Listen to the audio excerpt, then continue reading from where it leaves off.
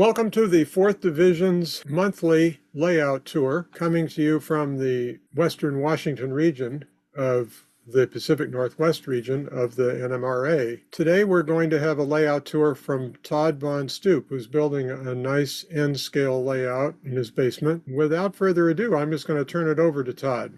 Todd, go ahead. Thanks, Burr. Thanks, everyone, for joining. So I'm modeling Montana Rail Link, Columbian Palouse, 14th and 15th subdivisions. Just give a quick overview of it. The Columbian Palouse is a real railroad that was built by the Northern Pacific. The Montana Rail Link did not own that. There was talk in the 90s about the Montana Rail Link wanting to purchase the Palouse in Lewiston. So I've kind of mutated history here that the Northern Pacific did find their pass over the Bitterroot Mountains to Missoula to connect to Pasco, hence the 14th and 15th subdivisions that the MRL would have taken on with or from the BN. So during this presentation, we'll talk about the layout overview, the benchwork and track progress. There's signals on here, so of course fun wiring. Moscow Yard is the division yard. We picked that because during the steam era, that would have been where engines would have needed to be serviced, and plus the local traffic there. So that's the function today. And then we'll talk about the operations, design, and goals, followed by Q&A. So a little bit about this. I'm in the basement here. It's got 2 rooms. One of the bigger rooms is kind of like a foyer with the stairs come down. So it measures 21 by 20, though with the stairs, it's not that full square footage. It's around the walls.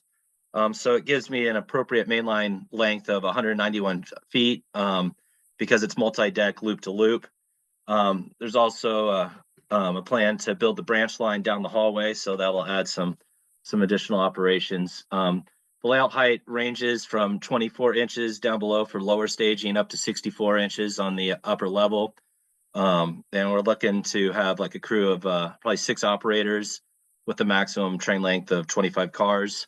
And then we'll be doing car cards and waybills for the card forwarding. So the former Montana Rail Link, for those who are not too familiar with it, ran from Huntley to Sandpoint with trackage rights to Spokane. Predominantly, most of the traffic came into Laurel, which is their biggest yard. And their second one was Missoula. So I'm really like focused on simulating operations of how it was that yard in Missoula functioned. So to pull back here, here's Laurel to Spokane and the MRL. I'm modeling this portion here in the Palouse, and the Columbian Palouse ran from Connell to Moscow, and the PNL ran from Spokane down to Lewiston. So I've basically freelanced from Troy Junction over the Bitterroot Mountains into Missoula. So to dive deeper into that, here is what I am modeling on the layout, which is the Palouse River through Hooper and over through Colfax, Pullman, Moscow, where we have the yard. The green line here, this is the Palouse and Lewiston line from Spokane that goes down to Lewiston. And then, over to Missoula here. There's interchange on the layout in Elk River with the St. Mary's River Railroad, which was the former Milwaukee Road that ran from Bonneville down to Elk River. And then in Lewiston, it'll interchange with the Camas Prairie Railroad. So for the benchwork, this is an older sketch, but in terms of how the layout shaped along the walls, this gives you an idea of here's the stairs. This is the bedroom that it comes into. You can fit 3 or 4 people in here. And then the main foyer, which goes out here. And then there's a hallway that goes this way right here that I'll be building the Lewiston branch. It'll come down here and run down the wall. This is the main area. And then the yard is right along this section of the benchwork on the main level. So the clearances are all right here, 24 to 36 for the lower level. The lower level for operations will have chairs on wheels, so you can sit down and operate comfortably. And the main level is standing height, and upper levels just at 63. So people like Burr can see it great, and for people like me who are shorter, we'll have stools to be able to stand up and see. This picture, I just recently got back from a trip. Taking photos and grabbing soil and rock samples out in the Palouse. This is a wigwag in Pullman, Washington, that back in the 90s, I used to see trains go by and this function. However, town doesn't have any trains running through it today, as most of the track's been pulled up. So here's where the current layout stands. 95% of the benchwork's complete. So I have the lower level staging is done and the helix is complete. This middle level, the benchwork's in, but it's just the spars coming out. I've left this open so that I can easily wire all this track without having to, get all contorted. And then the track picks up back here with the benchwork being completed. Each of these sections going up is the helix, so you kind of get an idea of how the layout shaped and how the track run will be. Just with, starting to lower the upper level staging, and there's loop coming down through Elk River, and then the helix here, which is Ruby Creek Loop, which we'll be going over later. Troy Junction with the branch to Lewiston. We have Moscow Yard, Moscow, and then this main helix here, which would be Sunshine Hill down into Pullman, then Colfax, Macanima, then the lower helix that just takes us down to lower level staging. So when the home was purchased back in 2021, this is what it looked like on Zillow. And we started the benchwork in May of 2021. These closet doors are removed, and these non-load bearing posts were removed so that the layout can go in and out of here. This section back here is where the Ruby Creek Ridge or Loop helix is, and where the branch will be going through.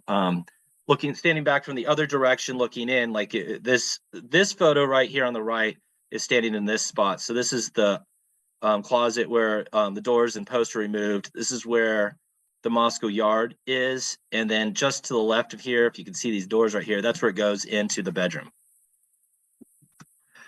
So here's some comparisons from the last presentation I did was back in May of 2022, I believe, to now. So I've punched out a ton of bench work here. As you can see, this is the Ruby Creek Loop and the two helixes on here.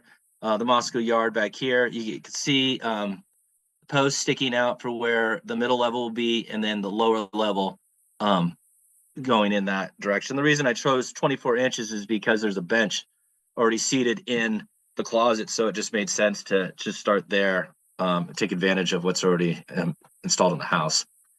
Standing from the other direction, same as you can see, none of the upper level was done.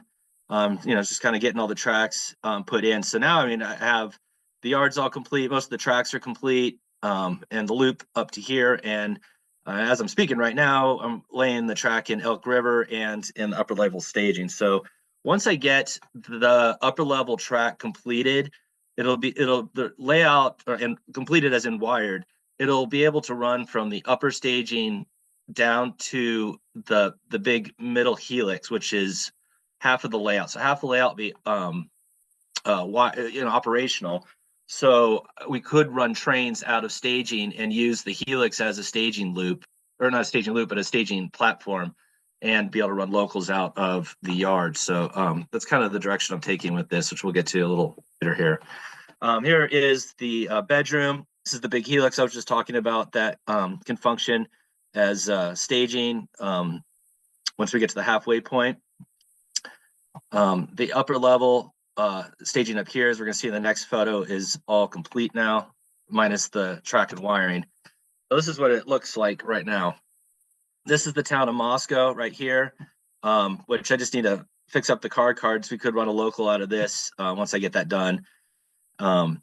And this is the Sunshine Helix, with this being the lower level. And this would be Pullman back in this corner here. And you can see below, here's the lower level staging with tracks here, and then the loop tracks right here.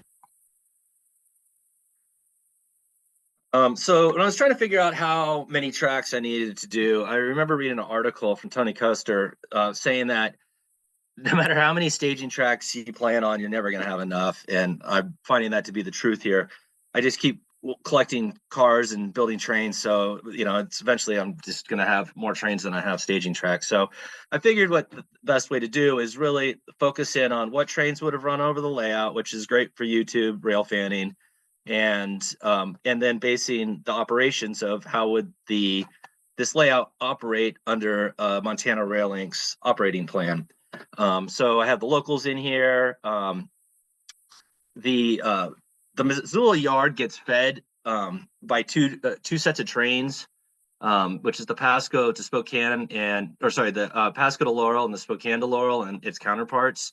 And they just do set outs and pickups at Missoula. So I'm working in that scheme to feed the yard, as well as a Montana Rail Link equivalent that just runs to runs from Moscow to Missoula and Moscow to Pasco. So I'm going to figure that out as operations grow in here. So figuring out which trains we're going to have in here has helped me figure out which staging tracks, and then I'm going to have to build operations off it so we can switch tracks and have meets and things of that sort. So the upper benchwork was the last of the benchwork for the big part of the main layout, I should say, not the branch line. So this is where the loop tracks are going to be. And just a kind of idea of how I got this installed, there's a load-bearing post right here that holds the upper level staging above the sunshine helix. And then it allows, because I want to have a scene on the helix on the top, and then when it comes out, so it's not so, just sitting around with the train running through the helix, just have a little more interaction. And this scene is looking from the main room into the bedroom at the upper level staging. So you come out of a tunnel here, and so you kind of just get an idea. And this we took out the window to get it to go in. So kind of coming down the layout to see where we're at right now. This is coming out of staging, and it's descending down to Elk River, which is just off to the right. There's a window right here. You can see the old curtain hanger post right there. 2x4s right here, and built the benchwork up to these points. And then I took a 1x2 3/4 inch plywood board and another 3/4 inch plywood board and installed them underneath into the benchwork. And so it holds firmly without any sag. And that's how I was able to get across that large window. And then down below is Moscow Yard here, which we'll be getting into later. We have Elk River, Idaho, where we have the St. Mary's River Railroad interchange. We're going to have a logger, which is based on the prototype train that Montana Rail Link was planning to run in exchange with the Potlatch Industries down in Lewiston. And then from another direction, going further down, here's the end of the yard. This is the St. Mary's interchange yard. There'll be some industries here. And the main line is going to go down, and this heads down to the Ruby Creek loop and the helix down below. And this is Troy Junction. This is the main line headed in, and this is the branch line to Lewiston that's yet to be built. Oh, and also of note, since Lee asked last time about lighting, I got LED 4500 Kelvin strip lighting, and then I'm going to paint the backdrops here. So that's what I'm finding this to be really work really well. It has also a remote, so it simulates dusk and dawn and nighttime, so we can kind of play around with that too. So to get this up, it took some math, and I'm not too much of an engineer, so I was kind of playing around with how I'm going to get this up. So the helix here is here in the loop, but how to get it fully up. And I did a lot of math, but trying to figure out how to do this and have a lot of clearance. Figured on building a step system, like I don't know, a step ladder with the benchwork, so it gently climbs up. So I'm not cutting out too much clearance for the yard. And I found this to work pretty well. And then having this board stick out is helped along with the metal shelf bracket, so it's holding pretty firmly. So here's another view of Ruby Creek Loop, where we're coming down, looping, and this is, you kind of see the step system right there too, and then how it heads into the helix. Which brings us down to the signals and wiring. This is the interlocking signal at Troy Junction with the main line to the left and the Lewiston branch to the right. So to do this, it took a lot of planning with the signals. I was originally planning on using Atlas signals for the whole layout. And the reason I went with the Atlas signals is they can do 3-block detection with the BD20 block detectors. And the reason that caught my interest was because there's so many crossovers in the main level here with Moscow Yard that I wanted to accurately show if a train's on the line or not, which you can't quite do as well with photo sensors. However, I do have old Tomar searchlight signals, which I really like from my old layout. So I'm also mixing that in with the logic rail photo sensors that I'll be using on the lower level. So when you see LR, it's a logic rail. I'm going to have a set of semaphores right here, and then it's going to go to the Atlas and then back to the logic rail, which is kind of crazy having two signal systems. But I also like, I think it helps represent the Montana Rail Link because they had semaphores and searchlights and they were really slow to update. So that's kind of my thought into that. So here's kind of how I've been labeling it. So this is District 3, West 6 block detector, and the East 11 signal block detector, and then labeling the boards. So when I'm underneath the layout, it's pretty simple to see. So kind of to explain it, it's like all the signals are going, the circuitry for the signals would all be facing eastward, and a second set of signals would be head together westward. So it's just keeping that organized is pretty important. For the interlocking with the Atlas, it takes 4 signal control boards since there's 4 signals, and then there's the interlocking control module that's here. And I found it easier to use the label maker and label everything on these circuits before flipping it upside down and building this, so I wasn't all contorted with the instructions to figure it out. And I just have a fascia mounted switch with the tortoise that controls the signal and the switch. Then here's some of the logic rail circuits that I'll be using. Here's some of the old Tomar searchlight signals, and then I have a set of the semaphores that I'm really looking forward to getting those installed and seeing how those work out. And this is Moscow Yard. From this angle, this is the main, this is the siding, this is, there's 2 arrival tracks, 3 departure tracks, and then these are all classifications, and then the runaround track, and then we have a couple industries here. This is the team track with the yard power, and then a caboose track. And Gordon Kennedy's been helping me with maps here, so we're going to have some good maps here on the layout to help assist the yard master and crew so they understand where things go and what they're doing. Here's another view of the yard. The other point that I thought would work well with having this 1x2 here is I'm going to mount probably like an 8-inch fascia down here so we can put the yard map and other instructions. So it'll free up space. So when you're working the yard, you can just look up and see the tracks and see the train makeups and things of that sort. And then the car card box. And then I'd like to get a table in here, like some type of shelf or something of that sort. So it have some more room for the car cards and sorting things out. So I know that's always been handy when I've been operating. It's the east end of the yard, where all the tracks come together. It's one of the signals. Got the maintenance away, rip track, 2 engine tracks. And the power for each of those, there's switches on the fascia. So, you turn it on, the engines will start up and everything like that, which I find is really cool. And the other thing I think is handy about it is when you do park an engine, you can turn it off so you don't have the engines, running constantly in the background. And then the sand and gas track right here. And then operations. This is a shot I took on the trip of outside Endicott with a string of hoppers. I really like these types of cars and been collecting them. So it's going to be really cool to run these actually on the rails that they run on. So for the operations, I'm thinking it's going to be a dispatcher and crew caller. I have a dispatcher desk and have the dispatcher also work as the crew caller so they can be managing the staging yards at the same time. So that'll give them something to do on top of dispatching.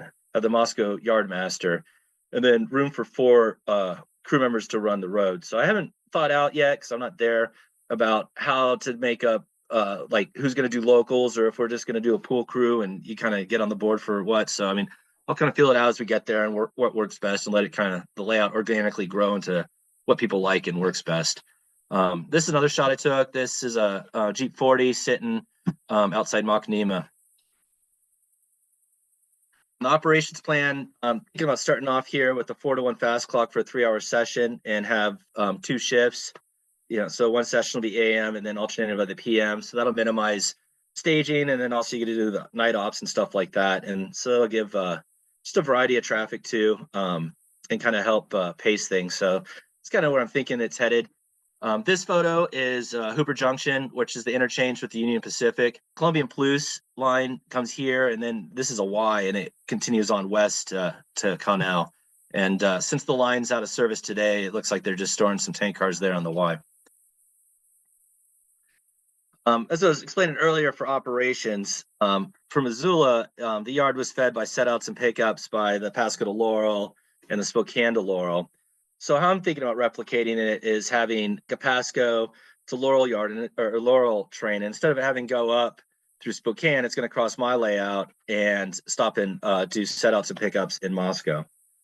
And so how the Montana Rail Link fed their yard sweeper version is like a big local, which was known as the LM or ML, the Laurel to Missoula or the Missoula to Laurel. And it would do setouts and pickups on all the yards along the way. So I'm thinking about or I've been actually planning to run operations to support the yard like that. They also have a unique train that runs from Missoula to Thompson Falls and back, which connects a pipeline. There was a pipeline that had leaks, and the Native Americans there did not renew the pipeline lease, and so the Montana Rail Link stepped in and asked if they could transport it by rail, which the tribe was was accepting of. And so to this day, they run 2 trains a day, supporting the gap in the pipeline. A while ago, they made an actual prototypical set and end scale of this train, which I have. And so I'm going to make up a train that runs from Missoula to Pasco, just to have some gas local prototype on the layout. And for the car routing, just a basic idea is since we go 4 different directions of the Moscow yard, we'll have the Palouse local feed it up north to Spokane. We have the Lewiston local and the logger that goes down south to Lewiston. And then the trains east will be going to Missoula to Laurel with the BNSF. The ones that go to Missoula will be with the MRL. So it'll be important that those are sorted correctly in the yard. And then like these 3 trains that head west, the MRL version, the BNSF, and then the UP interchange. And so kind of put this on the map phase of what I just said, we'll have the north to Spokane, south to Lewiston. And then the locals that will be out of here, we'll have an Elk River local. We'll have a logger that goes from Elk River down to Lewiston. We'll have the Lewiston local that goes down, services Kendrick and interchanges and comes back. We'll have the Palouse local that comes down, drops off its cars and grabs its cars to head back up north. And then we'll have a Colfax local that works the line here, and then the interchange in Hooper. This is a photo I took that's in between Pullman and Moscow with the rail line down here. It's out of service today because a trestle burned down, which kind of spelled the end of this line for the time being. So at this point, if anybody has any questions, I'd be happy to answer anything. Well, Todd, that was really, really nice to see an update of your layout progression. So is that line between Pullman and Moscow, is that the one that's a rails to trail line, or was that a separate? No, so there's 2 lines. The Columbia and Palouse line is now the Bill Chapman Trail, and that ran along Paradise Creek. There's a series of washouts, and that's how Watco then transferred their operations over to the old NP line, which goes over Sunshine Hill. And that's what fed into Moscow and Pullman for that time period. I'll ask a question here. I noticed you've got, a lot of rolling stock and trains out on the layout. Looks like if you're not, I don't know if you're having operation sessions quite yet, or at least you're operating yourself, but you're still constructing a lot of the layout. So how do you manage, the construction work, tight spaces between the levels and dust and that sort of thing with your in-scale rolling stock out on the layout? Well, I got an air purifier, which seems to really help, and vacuuming as you're cutting. I'm happy to be done with the benchwork because that was a big contributor to a lot. I broke out a lot of rolling stock for 2 reasons. One is I want to test the layout, get the rolling stock fine-tuned, and then Moscow's the only place right now, once I get the car cards done, that could have a local go out and operate on, which we've played around with. And I want to test out the track work and the signals. So the main level it's fully functioning in that sense. So trying different trains, I just want to really nail that the track work is solid and the signals work. So then going forward, I know what I'm doing and I'm not like going back and having to fix stuff. But when I do work on it, I do have to take all the trains and move them, which kind of is fun. Sometimes it's like, oh, I got to do this again. So it also kind of keeps me more focused. So like right now, all the trains are in the main room, so I can focus on the bedroom and the upper level staging. And then once that upper level staging's in there, then I can really get all those trains out of the way and on the upper level, and then it'll be dust free is the plan. Hey, Todd, along those lines, would you say something about your experience with N-scale switches and which ones you're using and so forth? Yes. The whole time I've been with doing N-scale switches like 2004, I've used Atlas switches. I find the number 7s work really well. The number 10s I've had issues with at times, which has been odd. There was during the pandemic with all the supply chain issues, it was impossible to find Atlas switches. And so I did get some of those micro engineering ones instead of building fast tracks that I do have on the layout. I'm not too thrilled with them for a couple of reasons. The frogs are kind of a pain to wire. That they have it so you can solder from underneath, but that you have to scrub it really well to clean it so that you get a clean solder, which I've done differently. I've soldered the side of the frog by drilling a hole down so that I can access with it, because if the frog feeder breaks off, how are you going to get it up there and solder it if it's on the layout already? So that's kind of how I'm getting a little creative with those. But after operating on a few other N-scale layouts, if I was going to redo all the track again, I would do Pico track. I find the Pico track works, like, especially the switches are really, really like reliable. And are you talking about code 55? Yes, yes. Everything on this layout's code 55. Are you doing most of the work yourself, or have you got a crew come in and help? I've been building all the benchwork occasionally. My son or my wife will help me by holding a board so I can get it in. And then Gordon Kennedy's been helping me with a few ideas with operations and the maps. But yeah, the rest of it I've been just doing myself. I got a lot done during COVID, so I'm glad I maximized my use of time during that period. So now I get to, once the track's in and I'm done wiring track, I think it's going to it'd be a lot of fun getting the operations planned out and figured out, and just making car cards. I thought car cards would be kind of boring to do, but I'm actually having fun doing that. You want to say something about Ship It? Yeah, I like Ship It a lot. I thought, I did some research with them and I played around with a handful of them. And the one thing I liked about Ship It, especially for N scale, is you can put the photo on there. And so I've been cataloging each train by taking a photo of it and then building the car that way. And I just find it really easy to use and print out and just, cut up the cards and waybills and put them together. So it's just a nice resource to, plus it catalogs all your cars easily. I'm just real pleased with it. Does it have a provision for you could put a spins number on the waybill? I think so. I'd have to check and see if you could add it. But I mean, there's an example of one. I'd have to see if you can put the spins on there or not. I think that there's a spot to add a note, and then that's where you can put the spins. That's a good question. I'd be interested to see if that's a possibility. But here's an idea of the pictures you can put on it. Oh, yeah. Can you put a color band on it as well for the destination? Yeah. So I have I'm doing colors for all the towns. Yeah. So that'll help for anybody working the yard or working locally, be able to see where things are going. Does everybody know what a spins number is? The spins number refers to the shipper's perpetual industrial numbering system of the BN, which was copied from the Southern Pacific Industrial Numbering System. And what it is a unique 6-digit number for each spot on each track in each town. And so you can basically do switching by number, kind of like the old paint by number, without even having to without even having to read it. I know Mike O'Connell on his Proto-48 set up switching by a similar number, and you do everything by it. It's front and center switching set up for his layout of at least the yards and the towns. I noticed most of your locomotives are scale trains, or do you have any Atlas? Oh yeah, I have the scale trains. I have 3 of those out there. I really like the scale trains so far. I have a lot of Kato and Atlas. I've been collecting for a while, so as sound came on, they have GP35s, for example. Atlas recently put out some GP30s. So I basically bought the GP30s and then swapped the shells.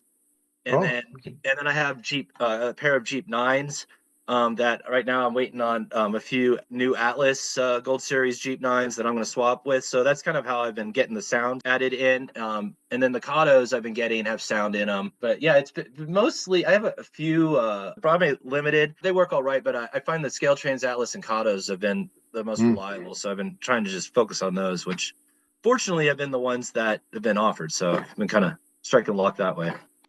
Yeah, Todd, this was a great presentation. Thanks. And I really like the update. You did an earlier presentation where you told us where you were going. Now we see where you are and where you're still going in the future. So it's kind of a nice format. Thanks. At least for me. Yeah, I appreciate the opportunity. Yeah. I'm moving ahead to next month. We're going to have Jerry Boudreau, who was our presenter back in March, and he will be on talking about operations of his layout, which we just got to in the presentation in March. So this will be a continuation of that. So, and that'll be our last one before the summer break. Thanks, everyone. Thank Yep. you, Todd. Thanks, Todd. See you all Thanks, next Todd. month. Yep, and enjoy your sunny Saturday here.